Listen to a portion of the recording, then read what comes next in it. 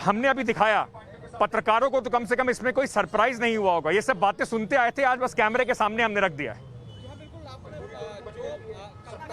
जो कहा जाता था कि अमुक दल पैसा लेकर टिकट देता है या कई दलों पे आरोप लगते थे, वो आपने स्पष्ट ढंग से दिखा दिया है। और इसको अगर मैं आगे एक्सप्लेन करूं तो हमको ये जो जिस लोकतंत्र में हम जी रहे हैं, ये दरअसल में लोकतंत्र नहीं, ये वो दौर है जब इंसान बेचे जाने एक तरह से कि जो लोकतंत्र की ताकत होती है वो वोटर होती है। और अगर पैसा लिया दिया जाता है तो लोकतंत्र का जो पैसा है वो जनता एक शिकार होती है। अंततः जो बिकता है वो लोग बिकते हैं, उनका वोट बिकता है। तो जाहिर सी बात है, ये मतलब लोगों के वोट का एक गठरी बनाकर किसी भी जो सबसे ज्यादा पैसा देगा उसके सामने ले जाके वो गठरी पेश करने की कवायद इस तरह की ही पूरी बनी हुई है। आईपी सिंह साहब, समाजवादी पार्टी पे आरोप लगता आया है कि इस तरह की छोटी पार्टियों को आप इकट्ठा करना चाहते हैं।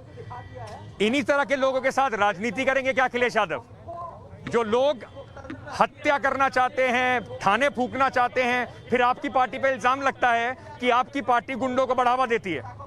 सबसे पहले सवाल खड़ा होता है भारत के गृह मंत्री के सामने। दूसरा सवाल खड़ा होता है जो दावा करती है बीजेपी कि दुनिया की सबसे बड़ी पार्टी, उसके राष्ट्रीय ध्वज के सामने। ये लगातार ड्राइंग रूम से लेकर बंद कमरे के बीच श्री संजय निषाद के साथ डील कर रहे थे। ये बीजेपी को बताना होगा, बीजेपी के राष्ट्रीय अध्यक्ष को बताना होगा कि डील क्या क्या हुई। उत्तर प्रदेश में 100 दिन चुनाव को बचे हुए हैं और उत्तर प्रदेश की जनता जानना चाहती है कि ये जो छोटे छोटे दल हैं, मैं दर्शकों को छोटे छोटे जो जी इनको बीजेपी डिस्क्रेडिट करना चाहती है। हाँ, नहीं, भारतीय जनता पार्टी पर तो आप आरोप लगा रहे हैं और मैं दर्शकों को यही बताना चाहता हूं कि भारतीय जनता पार्टी को हमने आमंत्रित किया था। हमने बीजेपी को कहा कि अपने स्पोक्सपर्सन भेजिए, बात कीजिए। उन्होंने अभी अपना कोई भी स्पोक्सपर्सन आधिकारिक रूप से नहीं भेजा है। लेकिन क्योंकि आईपी सिंह साहब, आप बड़े तीखे सवाल बीजेपी से पूछ रहे हैं, जवाब को तो आपको भी देना चाहिए। सुन लीजिए, अरे सुन तो लीजिए। पहला सवाल बीजेपी से, लार्जर पार्टनर बीजेपी है। लार्जर पार्टनर समाजवादी पार्टी ने संजय निषाद के पुत्र को, समाजवादी पार्टी ने संजय निषाद के पुत्र को उपचुनाव में समर्थन दिया था या नहीं दिया था? आईपी सिंह साहब, आईपी सिंह साहब, देखो, दो चीजें हो सकती हैं, या तो आप बोलते रहे या मैं बोलता रहा हूं। मैं सवाल पूछूं, आप जवाब दें, जनता को तभी समझ में आएगा। भारतीय जनता पार्टी तो बहस में आ नहीं रही, वो तो उनके तो शायद होश उड़ गए हैं इस बात पे कि उनका एक पार्टनर जाता दिखाई पड़ रहा है। आप बताइए, आपने भी तो संजय निषाद के साथ काम किया है। उनके पुत्र को जिताने में, उपचुनाव में सबसे बड़ी पार्टी तो समाजवादी पार्टी थी, भूमिका आपकी थी। मैं समझता हूं कि टाइम्स नाउ संजय निषाद और उनके बेटे को भी नहीं जानते थे। इन दो, ये पार्टी तो बाद में बनी, इन्हें खड़ा करने का काम निश्चित तौर से ये जो दलित, वंचित, शोषित, पिछड़ा, अति पिछड़ा वर्ग है, इसकी राजनीति, देश में राजनीति समाजवादी पार्टी करती है। जब आपके साथ काम करें तब तक आप उन्हें जानते नहीं थे। जब वो किसी और के साथ काम करें और उनका हम पर्दाफाश करें तो आपको दिखाई पड़ता है कि उनमें क्या दिक्कतें हैं। माइक सर एक बार फैजल खान साहब को दे दीजिए, उनसे भी सवाल पूछ लेते हैं। कह रहे हैं कि बहन जी के हाथी की तो दम निकल गया है। संजय निषाद बार बार ये बात कहते हैं कि आपकी पार्टी तो साफ है।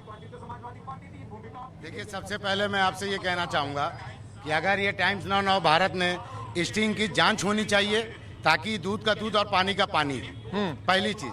दूसरी चीज, अगर इन्होंने ऐसी बात कही है तो ये साफ तौर से आपको भी दिख रहा है कि वो पार्टी जो इनके साथ गठबंधन करने को इच्छुक थी वो इस सवाल के घेरे में आ रही है। जिस तरह से समाजवादी पार्टी इनके साथ गठबंधन करने के लिए तैयार खड़ी है, भारतीय जनता पार्टी जो इनके साथ गठबंधन में थी, मैं आपको बताता चलूं, आप तो नहीं करेंगे ना, कुमारी मायावती जी ने आप तो गठबंधन नहीं करेंगे ना। हम किसी भी दल के साथ, किसी भी पार्टी के साथ कोई गठबंधन नहीं करेंगे।